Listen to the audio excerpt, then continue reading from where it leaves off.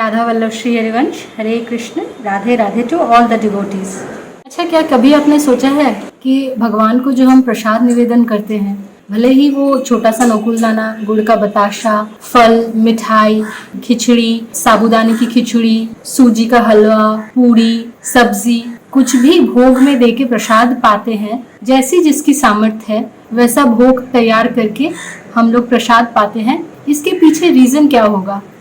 सालों से ये प्रथा चली आ रही है कि हम लोग भगवान को पहले भोग निवेदन करेंगे, उसके बाद वो भोग हमारे लिए प्रसाद बन जाएगा। और जब हम भोग लगाते हैं तो उसके सामने हम दिया जलाते हैं, अगरबत्ती या धूप जलाते हैं, जिससे कि धुआं होता है। इन सारी चीजों के पीछे रीजन क्या है? हम लोग बहुत इलॉजिकली बहुत सारे काम कर लेते हैं क्योंकि हमें लगता है कि यही नियम है। अगर आप भगवान के सामने भोग लगा रहे हो तो आप कभी भी उनको बासी खाना नहीं लगाओगे। आप जो भी खाना आप फ्रेश बनाते हो, फ्रूट्स आप फ्रेश काटते हो, मिठाई अभी आप दुकान से लाए हो, तो उसी को आप भगवान के सामने देंगे ना। तो उस खाने की हमेशा जो सुगंध होती है वो बहुत ज्यादा स्ट्रांग होती है। कोई भी खाना हो, फ्रूट्स हो या फिर कोई गर्मा गर्म पकवान हो, मिठाई हो, तो उसके अंदर से जो सुगंध आती है ना, उससे बहुत ज्यादा मक्खियाँ और जो दूसरे कीड़े हैं वो बहुत ज्यादा अट्रैक्ट होते हैं। तो हमें ये तो जरूर पता है कि सारे जीवों में हमारे भगवान का ही रूप, लेकिन फिर भी हमें ये पसंद थोड़ी आएगा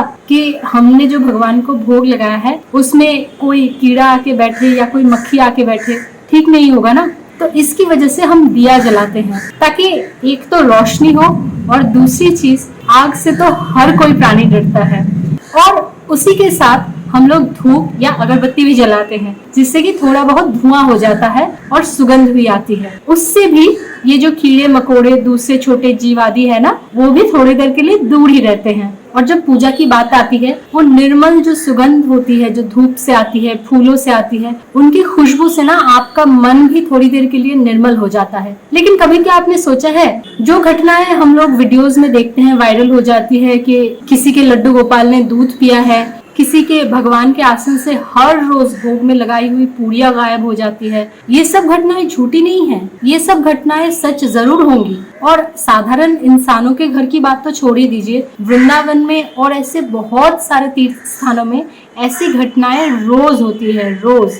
स्पेशली निधिवन की अगर बात करें, वहाँ की तो ऐसी घटनाएं मशहूर है कि पान खाया हुआ मिलता है, पानी का ग्लास उल्टा हुआ पड़ा मिलता है, बहुत सारी चीजें हैं। लेकिन अगर हम इन सारी चीजों को थोड़ी देर के लिए साइड भी रख दे, क्या आपको कभी ये नहीं लगा कि हम हर रोज एटलीस्ट एक टाइम भगवान को क्यों भोग लगाते हैं?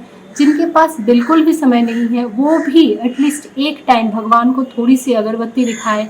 ये नियम क्यों किया गया है? क्योंकि शायद बहुत पहले से ही जो मुनि ऋषिगण हैं उनको पता चल गया था कि कलयुग आने पे इतना ज्यादा जो असात्विक, ये जो मांस भक्षण, ये सब इतना बढ़ जाएगा। एटलीस्ट एक टाइम का खाना अगर इंसान सात्विक खाएगा, थोड़ी देर के लिए अगर वो अगरबत्ती दिखाते हुए भगवान का ही चिंतन करेगा, तो कुछ तो चांसेस रहेंगे कि वो भगवान की तरफ ही मुड़े। क्योंकि देखो, जो लोग पूरे सात्विक हैं उनके घर भी भगवान की पूजा होती है। जो वेजिटेरियन है यानी दूध घी इनका सेवन करते हैं उनके घर भी पूजा होती है। और जो डेली मांस मच्छी मटन सब खाते हैं उनके घर भी भगवान की पूजा होती है। तो this is how it is कि कोई भी कैसा भी हो, भगवान ने मौका सबको दिया हुआ है कि एटलीस्ट एक टाइम का पूजन हो और उस एक टाइम में प्रसादी पाते हुए इंसान के अंदर एटलीस्ट 1% चांस रहे कि वो भगवान के बारे में सोचना शुरू करे और भगवान का चिंतन करते हुए भगवत प्राप्ति की कोशिश करे। तो कहीं ना कहीं जो प्रसाद पूजन, ये सारे नियम है ना, हमारी अच्छाई के लिए ही बनाया गया है। हम बहुत ज्यादा बिजी हो गए हैं आजकल के शेड्यूल में, तो ये सारी चीजें हम मेंटेन नहीं कर पाते। लेकिन जितना भी आपसे हो, आपसे जितना भी बन पड़े उतना ही कीजिए। क्या पता भगवान उसी 5 मिनट के नियम को आहिस्ता आहिस्ता बढ़ाते बढ़ाते आपकी जिंदगी भी बदल दे। और अगर आप ऐसी परिस्थितियों में हैं जहाँ पे आप उतनी सी सेवा भी नहीं कर सकते, तो आप मन में चिंतन करें। एक टाइम फिक्स रखें कि ये 2 मिनट, ये 3 मिनट, ये 5 मिनट मैं भगवान का ही सिर्फ चिंतन करूँगा, मैं भगवान के बारे में ही सोचूंगी, मैं उन्हीं का नाम लूँगी। भले मैं पूजा ना कर पाऊँ, भले मैं उनको थोड़ा सा पानी और थोड़ा सा बताशा कुछ न दे पाऊँ, मेरी सामर्थ्य नहीं है, मेरे पास समय नहीं है, परिस्थिति नहीं है।